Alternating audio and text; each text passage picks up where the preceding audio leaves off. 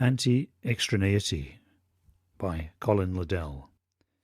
The right is, by almost any measure, ideologically weaker than the left. There is wide agreement about this.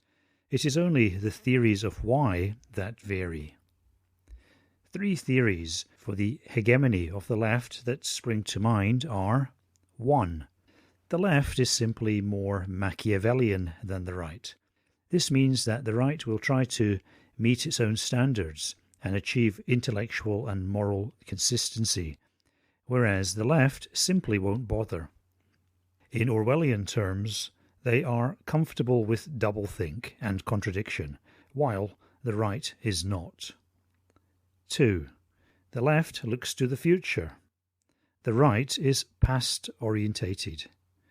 While the left pushes for change, the right follows along in its footsteps, merely attempting to slow down the speed, but never capable of changing the direction. The left is the locomotive, the right is the caboose. 3. The left tends to align with dominant economic interests.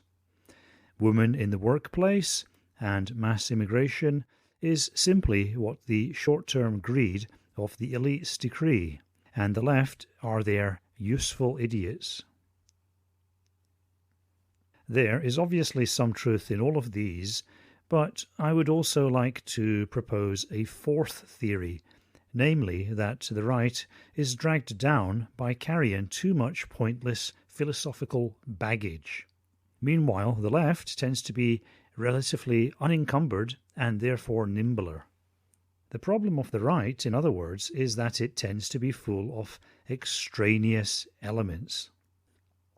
Almost every rightist feels obliged to base his right-wing views on some abstruse philosophical basis, something that presents him as a higher intellect or spiritual being. In other words, it is a form of social signalling, and a rather pointless one when you are part of a dying society partially destroyed by your attempt to socially signal in it. Recently, we have seen the rise of a Promethean tendency in the dissident right, which may or may not be a reworking of the earlier Nietzschean tendency. Then there is also Duginism and Heideggerianism, of which the less said the better, trad Catholicism, and of course Evolian traditionalism, Spenglerism, and a lot of other nonsense imported from various Eastern mysticisms. But contrast all this over-intellectualized garbage with what the average right-winger actually wants, which in its essence is relatively simple and obvious. We tend to want a nation with clear borders and a clear identity that we can feel comfortable belonging to. As part of this, we also want a society that rewards excellence and protects the genetic and demographic health of the group. Non-suicidal fertility rates are part of this. The whole thing could probably be boiled down to a simple formula: more than 2.1 average fertility.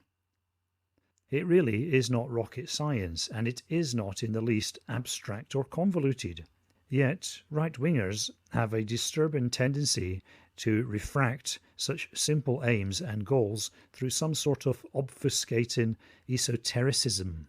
This not only makes it harder to defeat our nimble and relatively unencumbered leftist opponents, but also maximizes infighting on our own side.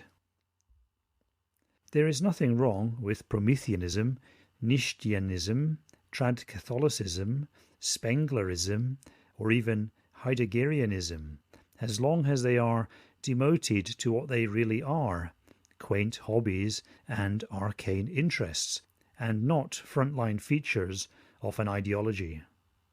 The oxygen of ideology should not be consumed in the kind of arid debates and semantic squabbles that these extraneous elements produce. In order to defeat the left, the right has to throw away its surplus junk and misshapen mental furniture, and instead focus on its obvious goals and the simple mechanisms that can achieve them.